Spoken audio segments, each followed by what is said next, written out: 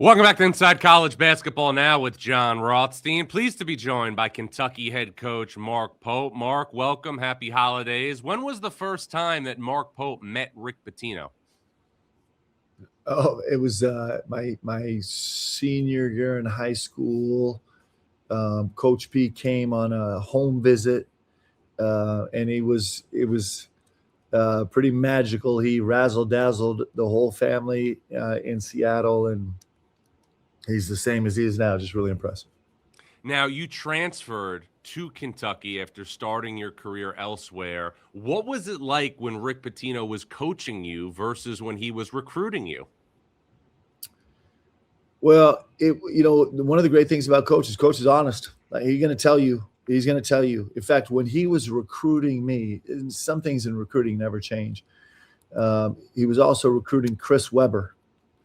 And Wow. So the conversation came up at the home visit, like, if Chris signs, then would you still recruit me? And he was like, no, I won't. I'm going to play Chris Webber. He's one of the best players. He's a generational player.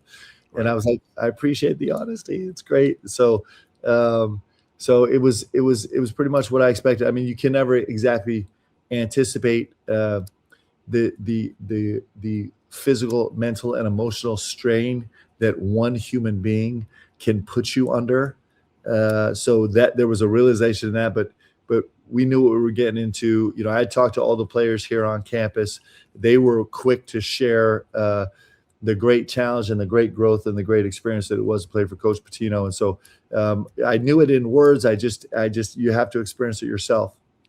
Mark, you said something to me a little while ago, a few months ago, that I thought was really interesting. You told me that Rick Pitino can reach inside of you and physically change the person you are internally. How did he do that with Mark Pope? Well, I mean, he is just relentless in everything he does, and he sets a standard that's unreachable. But he also, in part of his magic, is he sets a standard that's unreachable, but he pushes you to strive for it, and losing sight of that standard is never an option. Giving into fatigue or fear or failure is never an option. He's going to drive you to chase that unreachable standard every single second of every single day, and there's no alternative but to chase it. And so that's how he changes his guys. Is he drives them so hard that through the pressure of that, they have to actually become different. The guys literally become different. Mark, did you call Coach Pitino when you decided to drop out of Columbia Medical School to pursue a career in coaching?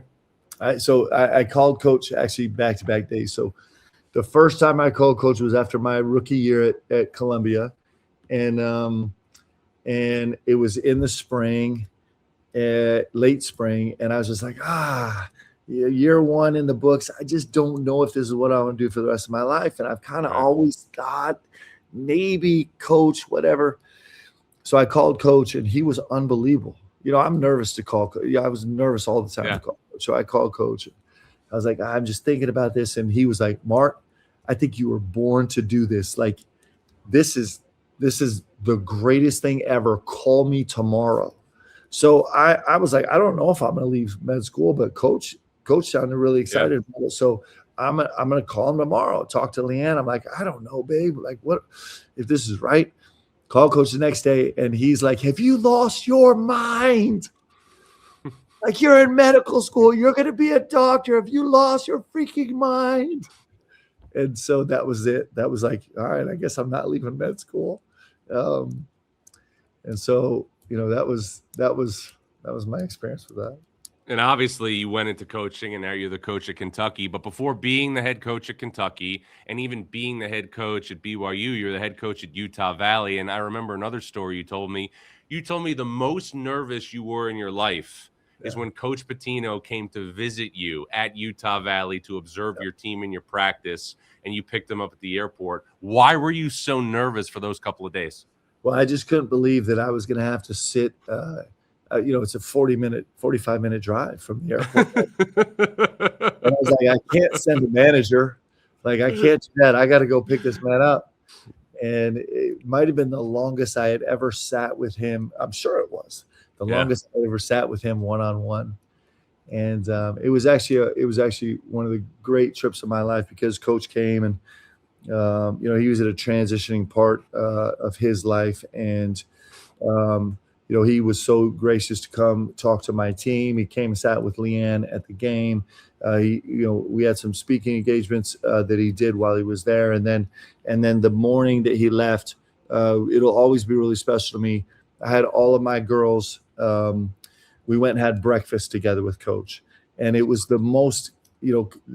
My girls had heard stories about Coach growing up their whole life, but to actually be with him, and it was so funny. We were crying, laughing, and the girls were like, "That Dad, that's exactly who you described." It was really wonderful, and it was a brilliant maybe transition point in my relationship with Coach, where he maybe he went from being an oppressor to being a mentor, and both of them have been incredible gifts in my life, and so I'm really grateful for him, and can't wait for this game to try and go rip each other's throats out.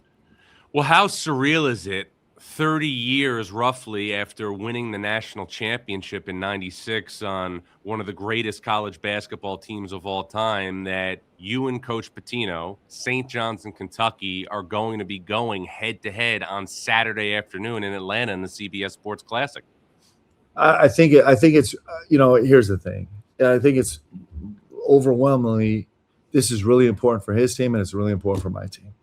Yeah. Both of us, I think we both have teams that have incredibly high ceilings, really high ceilings. Yeah. I think both teams are a work in progress right now. And so I think all of my energy, and I know all of Coach's energy, is just in this game for our team and our program. It'll be after the fact where, it was kind of like this summer we thought we were going to get the game. That was super exciting. And after the fact, 15 years from now, I'm going to look back and be like, man, it was really cool that we got to play. But right now, this is serious business for both of us. And it's the way it should be. It's the way that Coach raised us to be. And so in that sense, there's 0% of me that's actually thinking about, what this is or what it's going to mean in terms of our relationship. It doesn't mean anything. Like, we got to go win a game, go and keep growing our teams.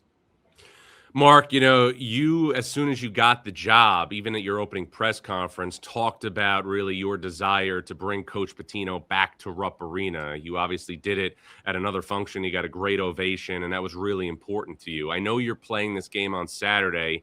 Do you still, as the Kentucky coach, at some point want to bring Coach Pitino and St. John's back to Rupp to play a game potentially in a traditional home-and-home series? Yeah, I mean, I would love it. We're looking for every great game we can find, and St. John's one of the best teams in the country. Obviously, Coach is legend of all legends, coaching the game of basketball, and the intimate relationship that BBN has with Coach. I mean, he christened this place Camelot. He brought Kentucky back from a really tough spot to a championship. He means a lot to everybody here. His legacy here will live forever because this is Kentucky and we never forget. And so, yeah, if that was something that could happen in the future, it'd be really special. What's your impressions of St. John's? Tough, man. Exactly what you expect. They're just as tough and physical and imposing as they were last year. They might shoot the ball better, have a little more versatility. They might be playing a little higher tempo right now. But it's the DNA of that team. Like, Zuby is still Zuby, man. He's just discarding people on both ends of the floor at all times. And Bryce is playing great basketball. And this backcourt is dangerous. They get downhill. They make shots. They're relentless pressure. It's a Coach Pitino vintage team. And so this is going to be a violent, vicious fist fight. And it's going to be exactly what it should be. And I know there hasn't been a lot of rhythm or consistency with personnel for your team through 11 games, but your impressions of your own team after a 7-4 start? I love my team. Like, we've dealt with a lot of frustration. We've dealt with a little bit of a revolving door, like you said. We're not even a shadow of what I think we can become. I think and this has been like, listen, we've had some real setbacks for sure. But they're they're going to be worth it because they're forcing us to actually learn exactly who we are and where our specialness comes from. But I love this group. I think they have a massive, massive upside. I think they have a togetherness and a pride and a competitive spirit. We just got to unleash it in appropriate ways. But this is going to be we have a really special story to tell this year, and it might be a little crooked path right now, but it's going to be great. It's obviously been an up and down start to the season, Mark, but through all of this during the first month and a half, what was the hardest particular moment for you personally?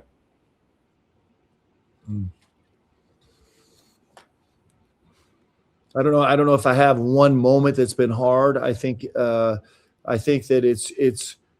it's not. Here's the thing. I love every second of it. Like, things haven't gone the way that we would hope. The expectation here is to win every game all the time, always. That's the expectation. Right. So it hasn't gone like that. But man, I love being in the trenches. Like, I love fighting. I love the anxiety and stress and whether it's with my staff in the war room, with guys going to each other, whether it's us on the practice floor, unleashing frustration, finding a new voice, finding answers to the pathway to get where we know that we're going. I love the fact that it's sleepless night after sleepless night because we're trying to get this exactly right. It's seasons are brilliant, man. And I'm sure, I hope at some point I have an undefeated season from start to finish. And I'm sure that'll be special and taxing in its own unique way. But the growth part of this is great, man. And it's pretty fun when you're sitting on a team that you think has unlimited potential. Mark, Kentucky fans and the Kentucky, obviously, fan base is not really known to be pragmatic and measured. But, watching you guys the first month and a half, I didn't feel overly panicked in terms of your long-term potential, because any team in college basketball that loses an all-conference point guard and one of the great utility guys in the sport is not going to be the same when it takes the floor, regardless of how deep it is. But you have gotten Jaland Lowe back, the Pitt transfer, over the last couple weeks, and he showed some really good things last Saturday against Indiana. In terms of timing and rhythm, what percentage would you say he's at now? I think he's making good progress. He's a vet, so it doesn't take him long. He just hasn't had a chance to learn us very much yet. I think that's been the hardest part. So just him learning us, but he demands so much attention. He kind of gets wherever he wants on the floor. He's got a unique ability to do that. He's super creative. He's a really important piece of this puzzle. Mark, how does Kentucky become a better shooting team? Shoot it, man. I was really blessed. I played with two of the greatest shooters in the history of basketball, Reggie Miller for 2 years when he was the all-time leading three-point shot maker, and then Ray Allen for 2 years. And one of the great things about those guys is when you're a terrific shooter, we have really, really talented shooters on this team, you shoot. Like, you don't ask a lot of questions. Shoot it, shoot it. And so we have a high ceiling as a crew of guys that can really make shots. And so that's just we're dealing with a really small sample size right now, but we'll make shots. Like I said, our ceiling is really high, and that's an important part of it. And if you don't make shots, the good thing is you have a guy who can get plenty of the missed shots in Mouhamed Dioubate, who I thought changed the game and your team last Saturday against Indiana. As a coach, what is it like to get a guy back like that who truly fills the mortar in between the bricks? Well, it was really important for us just because of his mentality and personality, especially at this point in the season where we've had some struggles, and just the DNA of this group. We had been for 3 weeks, we've been so small out on the court, like we've just been really small. And so just his physicality and forcefulness and aggression, the rest of the guys feed off that, and it's a welcome. They want to feed off that. And he's going to be a really important part of our identity as a team, especially as we embrace this kind of smash mouth basketball that's going to be a part of what we do. Jaland Lowe's back.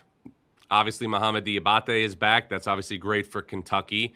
The one player who we have not yet seen in a Wildcats uniform, maybe the most impactful in terms of his defensive potential, and that's Jayden Quaintance. Could Jayden Quaintance be making his Kentucky debut Saturday against St. John's? He could. We're literally taking this day by day, and so we are just being cautious, as cautious as a rushed person can be. Mm-hmm. And so, for the first time ever in a practice, he crossed half court on Tuesday. And mm-hmm. so, and it was in a controlled drill. And so, we'll see how he goes today and get feedback on soreness and just the visual feedback of how comfortable is he making instinctive moves or unpredictable movements. Those are the ones that make you nervous. And just how much he fits into our group. We'll do an eval Friday, and then we'll make a decision that's the best thing for him on Saturday and next Tuesday, and when we start SEC play, 10 days later. So right now, it literally is. It's brand new having him in any live action whatsoever, and so we're going to just be careful. The thing about JQ, we'll be this way with all of our players, but he's been out for 9 months with an incredibly serious injury. He's also one of the most explosive athletes I've ever been around. And so he's got an incredible future in this game, and we're not going to risk that no matter how big the stakes are, St. John's or Bellarmine or wherever. We're just going to get him back in this when it's right for him. That's the only thing we're considering right now. Mark, we obviously got a sample size of Jayden Quaintance last year at Arizona State, and he's the type of talent when healthy who could be a National Defensive Player of the Year candidate. Based on what you've seen, based on the inventory you've taken with your own roster, how could Jayden Quaintance change Kentucky when he's healthy? Well, he does some things that I don't know if anybody else in college basketball could do. He's if he's not the number one rim protector, he's close. And his mobility at the point of attack and ball screens and ball interchanges is pretty stunning. He brings a physicality to him that's really special, and he's got a huge IQ. Like, he's a really, really, really high IQ player. Now we got to shake the rust off so he's ready to execute on that IQ. But he impacts the game in a lot of ways. Mark, when you have all hands on deck and you're dealing obviously in the confines of an SEC schedule, what is the right number for a rotation for Kentucky? If I could do it, I would play 14. I'd like to do it. In our best world of worlds, we would just come wave after wave after wave after wave of the most high intensity basketball that's ever been produced. That would be the dream scenario, but that requires everybody to be on point and playing great and it all to work that way. So, we'll see. I mean, it's going to be somewhere probably realistically between 8 and 12, but it's probably going to change from game to game. And so it's an incredible luxury that that we have as a coaching staff and that our players have, where they don't have to go hold back in any facet of the game. They don't have to moderate their energy expenditure ever. It's go play the hardest 5, 6, 7 minutes you've ever played in your lifetime, ever, in every facet of the game. And then the next guy's coming in to do exactly the same thing and do it at a high level. And so that would be the dream scenario. We'll see if we can approach it. It takes a lot of things to go right to be there, but we'd like to live there. Mark, I'm always fascinated, obviously studying coaches as long as I've been doing this, that coaches can never really remember their great wins as much as they harp on their tough losses. Give me one memorable win for Mark Pope throughout his coaching career, and give me one loss that you can't seem to shake. Well, I just had one in Nashville that was going to haunt me forever. It was brutal. It was pretty terrible. And we've been blessed, man. We've had so many great wins, even just in our short tenure here. We've been really blessed. I mean, we tied the all-time record in the history of college basketball with the most wins over top 15 teams last year. So there's been so many. Right now, we only care about one though, and that's Saturday. Mark, recruiting is now obviously in a different landscape with the transfer portal, but you've obviously, for the first time, because you were at Utah Valley and BYU, you're at the power conference level now. You were at the power conference level at BYU, but it's a different pool because of obviously the kids you're recruiting to come to Provo. But I'm curious, in all your time as a head coach, who was the one recruit that you truly wanted that you didn't land? Cool, man. That's a great question. That's actually a really great question. And you know what? It kind of sometimes it pans itself out later. I spend a lot of time. I mean, there's so many great players. There are so many great players. Um, and I have, one of the interesting things is some of my best relationships are with players that I recruited that I never coached. That's amazing. So I think recruiting works out. I think guys end up where they're supposed to be. And when I say that, what I mean is, some people think of recruiting like this is this is a 5-star guy. I have to go get that guy. I actually don't believe that at all. I think that's a miss. I think what it is like I got to go trick him or convince him or make him believe whatever. I got to sell him on Kentucky. I actually don't think that's right. I think the recruiting process is going to find the right fit for the player, because Kentucky's not right for everybody. I'm not right for everybody as a head coach. It's going to build a relationship so you can figure out if this is the right fit. And I think when you do that well, you end up with great experiences. Your players have great experiences. You end up with great teams. So I don't know if I have regrets on anybody I missed on. I treasure the relationships with guys that I have that I missed on. Even going way back to when I was an assistant coach at BYU, yeah. I was recruiting Jabari Parker so well. I basically rented a Winnebago and parked outside his house to the south side of Chicago. I didn't really do that, but that's how it felt. And he didn't come to BYU, but he's someone special in my life that we built a really good relationship. And that I could tell you 100 stories like that. That's the greatest thing about basketball is you build these relationships and sometimes you get to coach those guys because it's the right fit, and sometimes you don't, but you still have a great relationship. That's what recruiting is. That's why we work so hard at it. Final thing, other than health, other than shooting the basketball better, what are the biggest long-term keys for this Kentucky team? Yeah. So for us, so much of this is about buying into the identity of the group that we can be. Is learning ourselves and knowing ourselves. This is a unique group. In fact, it's very likely that I'll never have a roster like this ever again at Kentucky, just because of the dynamics of how recruiting is changing. And so we have one shot at this, and us buying into the strength of what we can be as an organization is going to be really key. And if we do, we're all going to win, man. We are all going to win.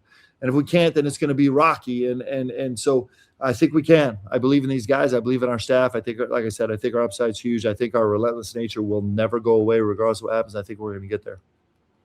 Well, Mark, it's going to be a lot of fun to cover. Kentucky and St. John's, Saturday, 12:30 Eastern in Atlanta as part of the CBS Sports Classic. Rick Pitino against his former captain of the 1996 national champion Kentucky team, Mark Pope, on CBS. Mark, appreciate the time. Know how busy you are. Happy holidays to you and your family. And as always, look forward to staying connected along the way.